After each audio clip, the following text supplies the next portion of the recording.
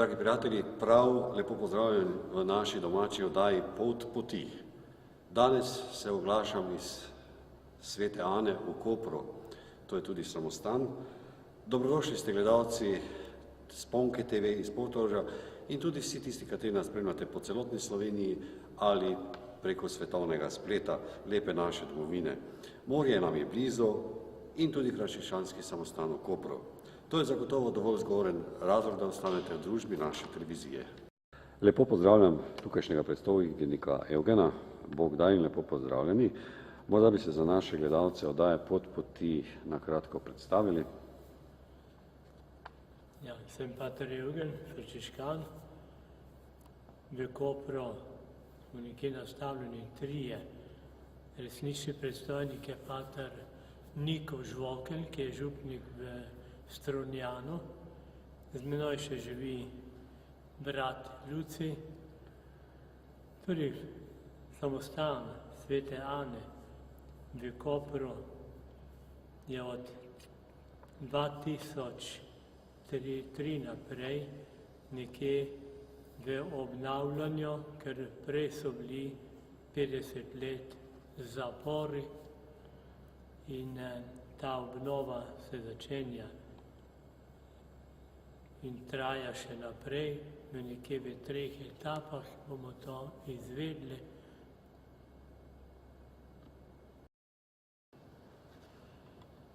Gotovo gledalce in poslušalce zanima malo zgodovina te Svete Ane v Kopru.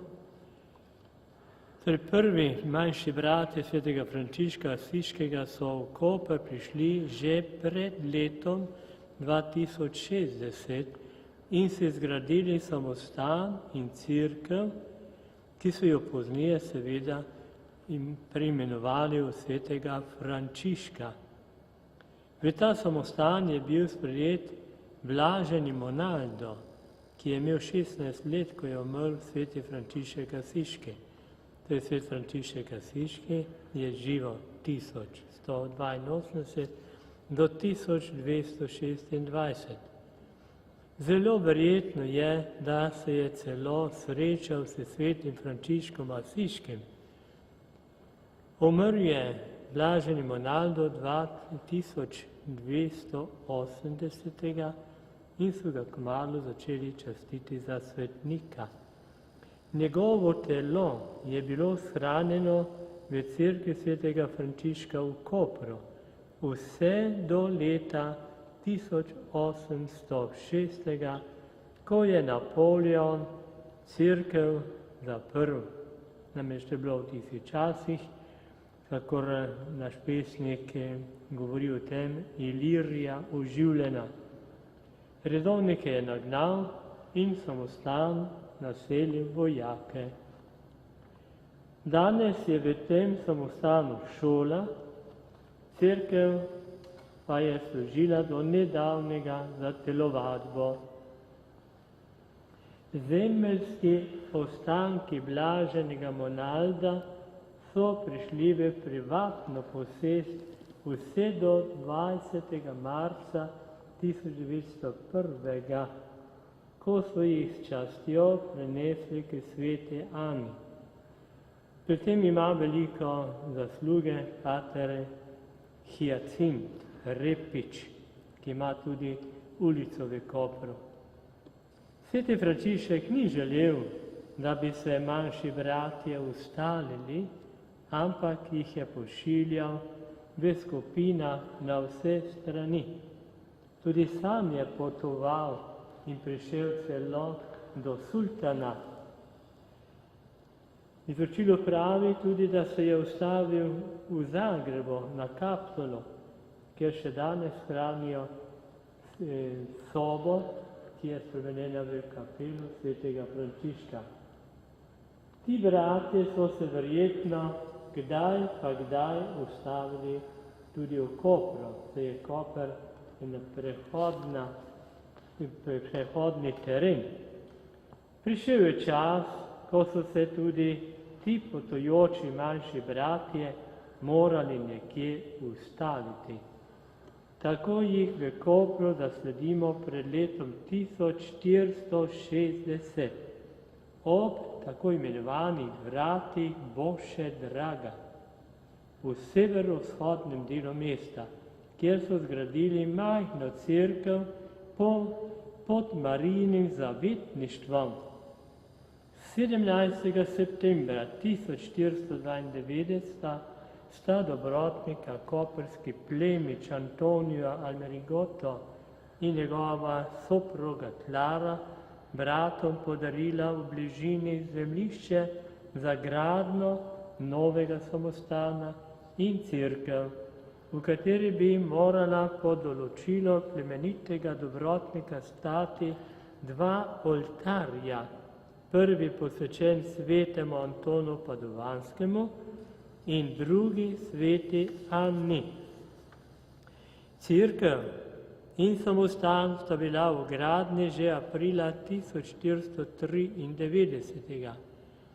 Približno 10 let je pa zanimivo, da se je cerkev imenovala po določenih virih Sveta Marija Angelska po zgledu Porciunkulove Asizijo. Toda na podlagi dokumenta z dne 19. januarja 1505, ki je bil nekdaj hranjen v samostanskem arhivu, je razvidno, da je postala zavetnica cerkve sveta Ana.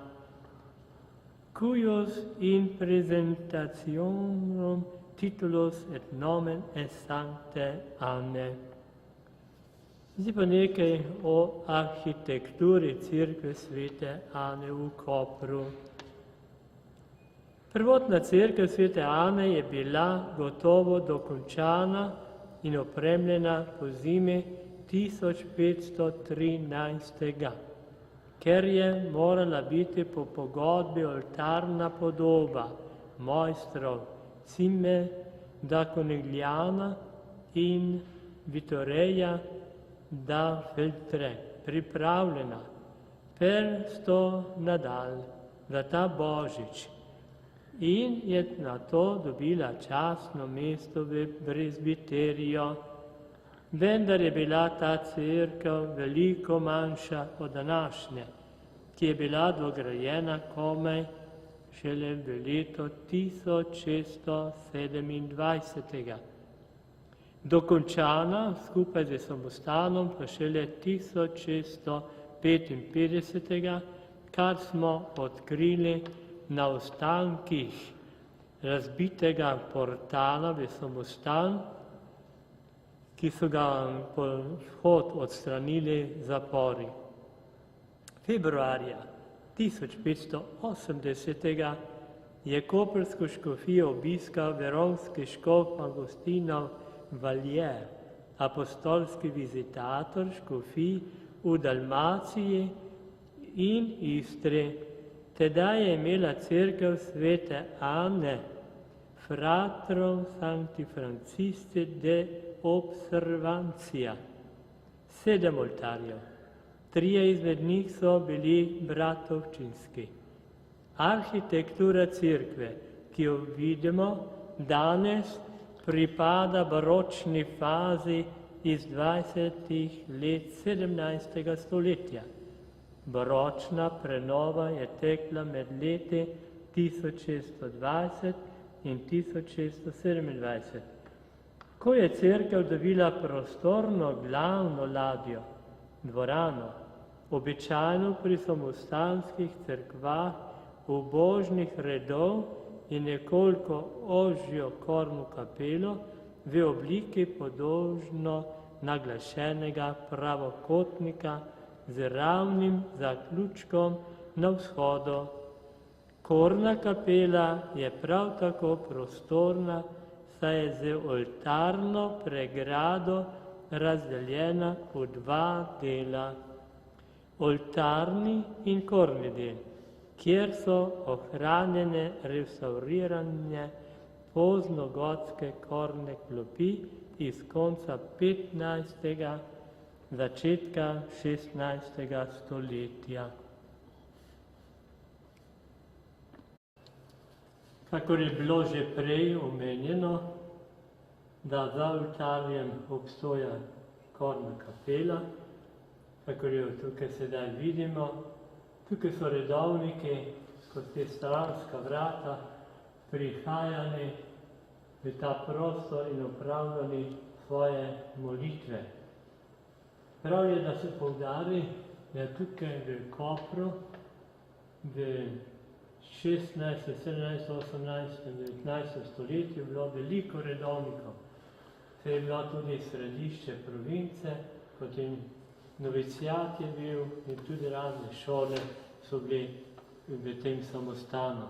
No in tukaj se je samostanska družina zbirala k molitvi.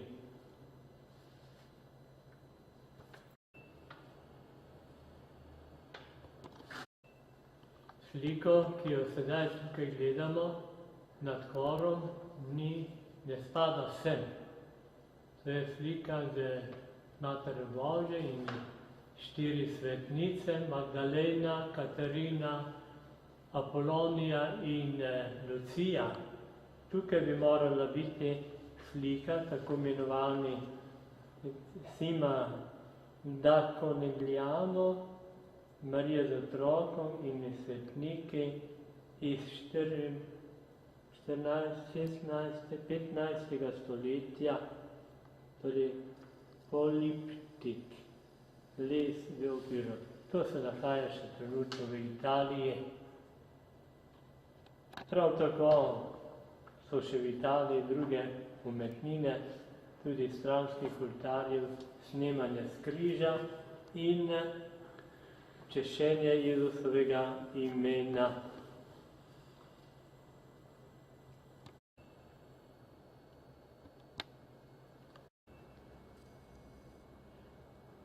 Kakor je bilo že prej omenjeno, ko smo se ogledali samostanski kor, da ta slika, ki jo zdaj vidimo, bi morala biti namesto one z 4 svetnicami. Torej je to znameniti poliptih mojstra Sime de Conegliana iz leta 1513 in je danes v restauriran okvir stavljeno platno Girolama de Santa Croce.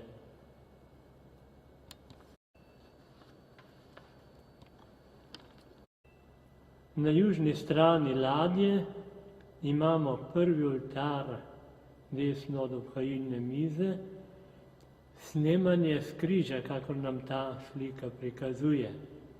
Seveda sedaj, trenutno, ker te slike nimamo, ker je v Italiji, smo namestili preprosto sliko svete Ane z Marijo.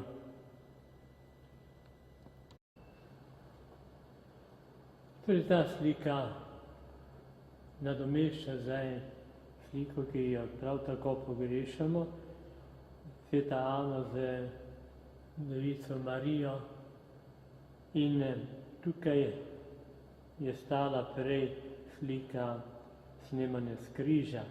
No, pomembnost tega oltarja je tudi v tem, da je na tem oltarju do 53. leta bil tudi sarkofag blaženega Monalda, ki se trenutno nahaja v Trstu.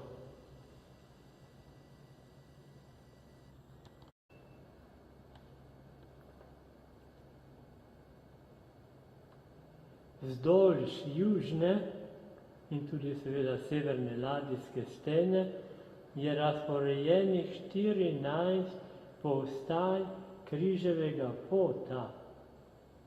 Slike je naslikal Lorenzo Pedrini leta 1746, kar nam pove napis na zadnji postaji, Mrtvi Kristus. Lorenzo Pedrini, Veneto, Pinze, Ano 1746. Isti mojster je naslikal odličen portret patra Janeza Maraspina iz leta 1762, ki so ga v samostanu svete Ane hranili do druge svetovne vojne. Cerkev svete Ane hrani pisano zbirko lesenih, rezljanih in polihromiranih procesijskih znamen in procesijskih svetilk, fanali, ki so jih koprske bratovščine nosile v procesijah. Gotovo je najbolj pomemben sveti Andrej. Smo pred kapelo svetega Antona Padovanskega, stoji kamnit oltar, izklesan iz istrskega kamna in črnega marmorja, ki ga je v leto 1668 naročil beneški plemič Agostino Barbarigo v letih 1667 in 1668. Koprski podesta.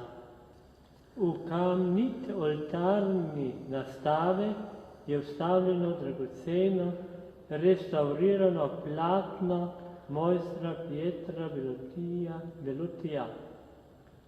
Sveti Anton Padovanski z Jezučkom iz leta 1668. Slika je bila restaurirana lansko leto. In če pozorno pogledamo, Jezusov obraz nasmeškom, svetega Antona pa v tisti blaženi sreči, ki jo nekje uživa. Tukaj se vsak torek zbiramo po maši in zapojemo Ačkotovo pesnitev Svetnikov Padove, Donina in slava.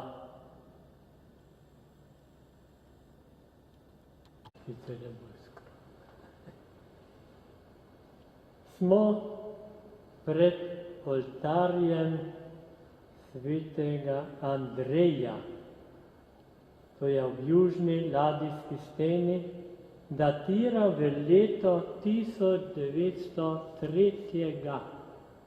Oltarna slika je anonimna kopija po oltarni podobi koprskega slikarja Giorgia Vincentija iz leta 1547, ki je bila vstavljena v prvotni leseni oltar.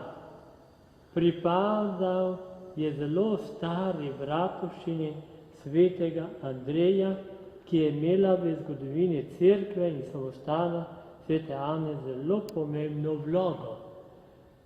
Nažalost je pa treba, da slikar ni prikazal svetega Andreja z njegovim Andrejevim križem, ker originalna slika je šla v prodajo in je nekje v privatni lasti, nekje v Trstu, in s to prodajo so potem naredili 3 oltarje v tej cerkvi, torej svetega Andreja, Lurško in oltar snemanja s križa.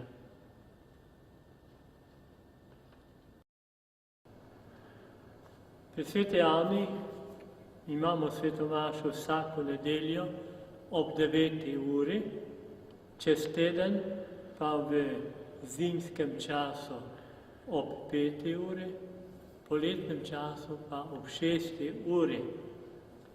Zato našo oltarno občestvo, kakor lahko imenujemo sveto Ano, ker to ni župnija, ker spadamo pod župnijo Stolnica, vendar to je samostan, ki ima nekaj svoje življenje. Dajamo tudi vsako nedeljo kratka oznanila in v teh oznanilih je napisano dobrodošli pri sveti Ani, najavljeni ali pa nenajavljeni.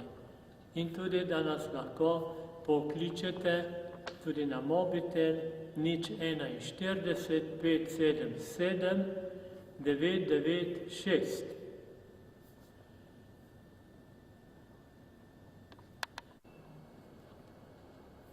Torej obiskovalce vabimo in smo veseli vsakega obiska. Torej, če se peljete proti Luki in greste pri Rondo proti zapadu, boste na levi strani takoj zagledali severne strani Sveto Ano, ki je prej nismo mogli gledati niti videti, ker je bila Luka vse do samostana in ni še bila narejena obvoznica. Zdaj je obvoznica, tako da se lahko pride z ene in druge strani. Ali pa greste okrog Rondoja, tako da ste obrnjeni proti jugu in pri Interevropi zavijete desno in ko zavijete na desno, ste v Cankarjevi ulici. Naravnost imate, zagledate velik stolp stolnice, naš stolp je pa stolpič, majhen in ga ne boste prevideli, kakor takrat, ko boste iz Cankarjeve po svojih 20 metrih krenili desno skozi drevored in se boste našli pred Destradijevem trgu. Kot zanimivo za slovo bi pa vam rad povedal, da ko sem pred 4 leti prišel v Koper, da bi bil na razpolago obiskovalcem, posebej za sakrament spovedi ali za pogovor, smo čutila z bratom Lucijem, da bi bilo prav, da bi po vzoru svetega Frančiška, ki je tako ljubil Evharistijo in Božjo besedo, smo v Sveti Ani uvedli, da imamo 1 uro pred mašo, to je večer, ob nedeljah pa dopoldne, 1 uro češčenje Najsvetejšega. Posebej vas še vabim, toliko bolj, ker smo že slišali, da bo prihodnjo leto v Sloveniji evharistični kongres. Evharistija je naše središče. Evharistija, beseda za valjevanje. Mi se pridružujemo edinemu resnični zahvali Bogu, Jezusu samo, ki se nam stalno daje v Evharistiji. Bodimo pa tako ali tako vedno združeni prav po Evharistiji. Pater Evgen, zahvaljujem se vam za prisrčen sprejem, da ste našim gledalcem oddaje Pot poti pokazali tole lepo svetišče in naj vam bo Bog bogat plačnik na vaši življenjski poti in vam želim vse dobro. Hvala lepa in vse lepo pozdravljam. Bodimo edini v Kristusu. Spoštovane gledalke, cenjeni gledalci, zahvaljujem se vam za pozornost in vam kličem do prihodnjega snidenja v domači oddaji Pot poti, na svidenje in z Bogom.